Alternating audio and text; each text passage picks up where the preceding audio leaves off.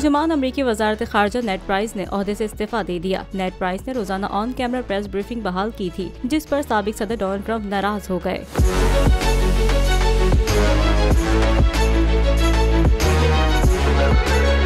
दुनिया को अमेरिका की खारजा पॉलिसियों की वजाहत करने वाले नेड प्राइस अगले हफ्ते अपना ओहदा छोड़ देंगे। आलमी खबरसां इदारे के मुताबिक नेड प्राइस अब महकमा खारजा में ही एक नई जिम्मेदारी निभाएंगे। वो बराह रास्त अमरीकी वजीर खारजा एंटनी ब्लिंकन के मातहत काम करेंगे।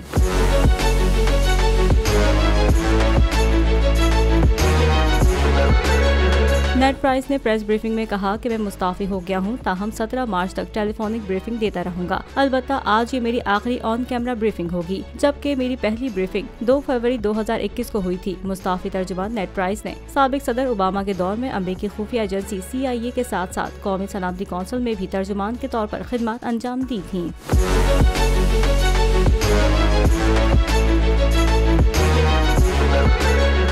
को चेयरमैन बोल शोएब शेख के खिलाफ मनगढ़ंत, झूठा और बेबुनियाद केस। हुकूमत इंतकामी कार्रवाइयों पर उतर आई। रिश्वत देने के झूठे इल्जाम के पीछे असल हकायक वो ले आया अवाम के सामने। सिंध हाई कोर्ट की जानिब से 10 मार्च को एग्जैक केस में बरियत का फैसला भी दे दिया गया, जो रिश्वत के इस इल्जाम को झूठा और बेबुनियाद साबित करने के लिए काफी है। सवाल ये उठता है, न रिश्वत लेने वाला न देने वाला मौजूद, तो फिर ये मुकदमा क्या है? गुज़िश्ता 5 सालों में ना तो कोई गवाह पेश हुआ और ना ही कोई सबूत सामने आया, जबकि कोई इंक्वायरी अमल में नहीं लाई गई। जब मुल्जिमान से कोई तहकीकात नहीं की गई, कुछ साबित नहीं हुआ, तो फिर ये मुकदमा क्या है? इससे कबल केस की इंक्वायरी कमेटी के सामने खुद जज कादिर मेमन ने रिश्वत के इल्जाम की तरदीद की थी और कमेटी को तहरीरी तौर पर आगाह भी किया था। इस झूठे और बेबुनियाद केस की कानूनन कोई हैसियत नहीं। सिंध हाई कोर्ट इस मुकदमे में शोएब शेख को बरी कर चुकी है, तो फिर इस नाम नेहाद इल्जाम की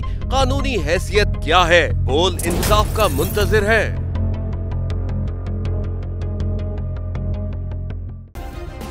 सब्सक्राइब करें और बेल दबाएं ताकि कोई खबर रह न जाए।